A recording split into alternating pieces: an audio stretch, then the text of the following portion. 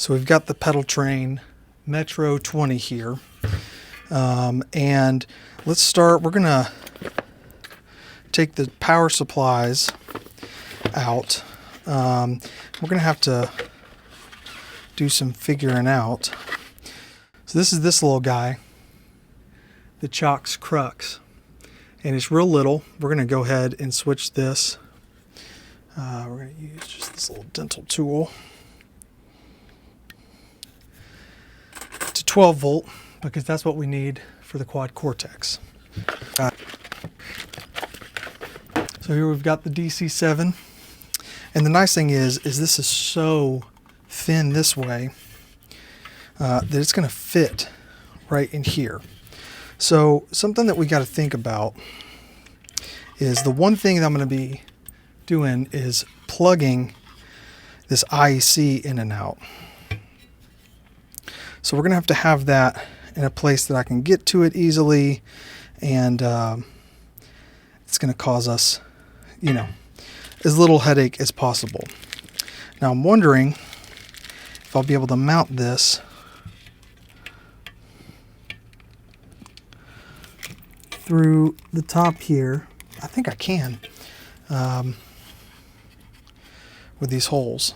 And then there's also two on the crux. So we're gonna have to figure out the best place for this if I want the power coming from the right hand side or the left hand side of the board as I'm facing it, and then also be able to get to the crux for powering the quad Cortex.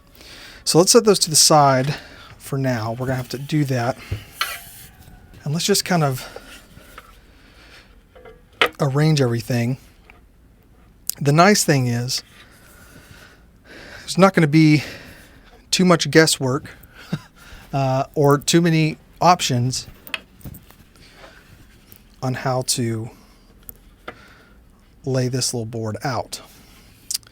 I like to have my treadles on the right hand side, and something that you can do that's really cool with these Lely expressions is they're dual expressions.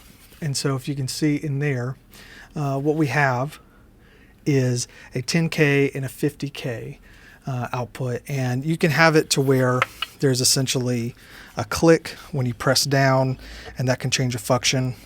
But I'm going to be using these just as two different treadles because I like to have something that's always controlling like the wet amount, and then this can be volume. You know, there are some situations where I might want to use this as a wah. I'd likely have a wah off to the side if I was really going to do wah. But this will probably be my loop volume. Now, like I said earlier, I'm going to be using the quad Cortex slightly different than your average quad Cortex user because this is going to be really my solo gig. I'm doing more acoustic jazz and instrumental performances for private events and little solo shows. And so this is going to be my basically grab and go setup to where not only I can have my acoustic going out and stereo, but I can also have some vocal effects. And I don't do much singing in these solo shows, but I do some, and it would be really nice because guitar is my main instrument to add some effects to my vocals to kind of really enhance that experience of a solo performer kind of playing, but sounding as full as possible, kind of the Tommy Emmanuel one-man band type of thing. So the one thing I want to look at here, I'm going to set this off to the side, is kind of look at it from this way so we know where things are going to be coming in and out. So we've got our power going there, and the expressions are going to be right here going over there. So there's going to be some cables that kind of come out here. Hopefully they'll be pretty flush, but unfortunately we won't be able to run them up from under there, but that's all right. So let's think about this. I typically like to have everything. Some people like having power come out of the left, and then their inputs and outputs coming out of the right side. Some people like everything except the input going on the left, and on the right side is just their guitar input. I typically like everything on the right hand side. All right, so this is the right side. So now we know this is facing the correct way because we got our right side. We want to leave enough room to be able to get the IC in here. And I've also got a snake that I think I left the package at the house, or I missed it or something. So we want to be able to get that in and out real easy. The thing is this will just sneak under the board, and there's enough clearance with the feet, which is nice. And so honestly, having it pretty centered seems pretty nice.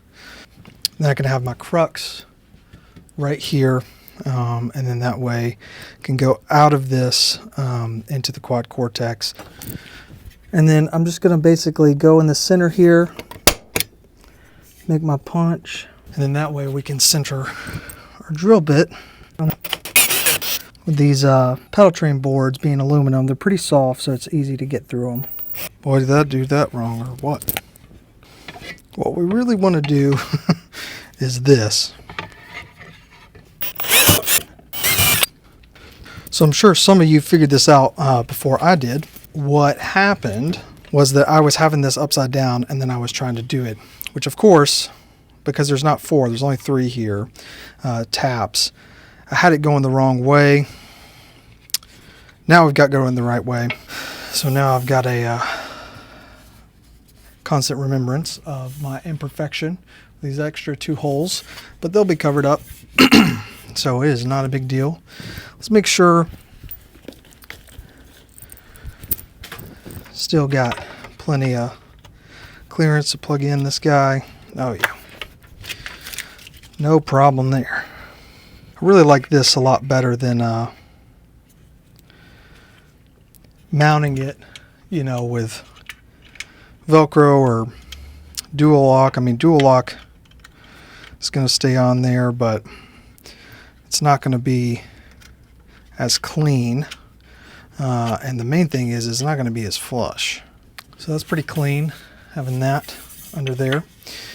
So let's go ahead. We're going to do this DC link, this set to 12 volts, which is good. We are going to use 2 of these for the 9 volt to power our expression pedals. I'm trying to make this you know, as secure as possible, especially because there's not going to be cables and pedals, like multiple rows of pedals where you're blocking cables in case something goes wrong. I mean, you can access everything on the back of this. So make sure it's clean, it's brand new, it's all clean. This was sitting on the dusty. So essentially I've marked off the area where the quad Cortex is going to sit so that we can put this dual lock down. What I don't want to do is cover up the vent. So let's just make sure that we will be good with that. Oh yeah, perfect. The vent will line up perfect with the gap here, so that it can have airflow. That's one thing, is you want to make sure that, you know, you're not covering the vents here, or else you will overheat your unit for sure. And by might be overdoing the dual lock, I am overdoing it, but I really, really don't want this to come off. Now what we have is we've got a nice little pass through that this is well under, and this power cable here is going to be well under. So I will be able to kind of fish these a little bit under the board, which is going to be, I think, just a little neater, cleaner, and less room, you know, for stuff to get bumped, pulled out of place, unplugged, and whatnot. I don't want to press down too hard, especially on the screen. The vent lines up perfectly right here, which is really nice. Okay, So we've got one that's got blue tape on the back of the head there. And essentially what I'm trying to do is run these so they're out of the way, and there's a nice little channel that I can use here. And I don't need to get this MIDI out. And so kind of covering that up is not really an issue. If I did, I would have to kind of come up with something else, because I also wouldn't want to block the USB port there. What we should do is do this one first. So I'm going to get this to where it's not overhanging, but it is on the edge. And it fits, I mean, just couldn't be more perfect of a fit on this Pedal Train Metro 20. Now, something we want to notice here is that there's this opening, and I believe that's to adjust the tension. So if we line this up, we want to make sure, so down here at the bottom, we might be able to get away with a couple real small pieces. But here at the top should be good. So, and I'm looking at this, and I actually will be able to, if you can see here, fit, there is a 1-inch gap there. So I'm going to do it a little different this way around and put dual lock on the pedal itself. So I'll put the backing on the pedal itself as well. And then that way, what we can do, just do a dry run here before we pull that adhesive, the backing off the adhesive. We just want to center it. That's about as good as I can get. If anything, it's cheated this way a little bit, and that's where I'd want it to be cheated. Just because I'd rather accidentally hit this than hit any of this. Okay, so now that these are on here, first off, now we can kind of finally tell the weight. I wish I had a scale here, but this thing is, you know, it's got a little bit of heft to it for being a small pedal board, but when you think about, you know, this being an entire rig, and really everything that's going to be able to do, and what it's going to do for me, it's going to save me a ton of weight and space. So what we need to do now, let's run these expression cables. This in the power is nice and tucked away. So let's grab another power. So here's the issue, is that this, the head on this, make sure I'm in frame here. Okay, the size of this is the standard size. It's actually smaller than some of the like Voodoo Lab or you know, other cables you might get from Strymon, but it cannot sit flush. Because it's so close to that jack, it actually has to stick up, which is kind of really unfortunate, that it won't stick down, and it won't be able to go this way because the head is kind of, you have to bend it up, and that's kind of a real bummer. And especially because I don't, you know, I'm not going to be utilizing these 10K jacks here. So unfortunately, it's going to have to kind of sit up quite a little bit, and you know, we'll be able to use that little cutout as a hold down, but I really don't like how sharp of an angle. I'm trying to smooth this transition and ease it. I don't want to put stress on the cable. Essentially, you know, I'm trying to make this foolproof, and even if it doesn't look super nice, I want it to function right. Tell you what I don't like is the white part sticking out. There's a white line. And it's kind of bothering my visuals on it.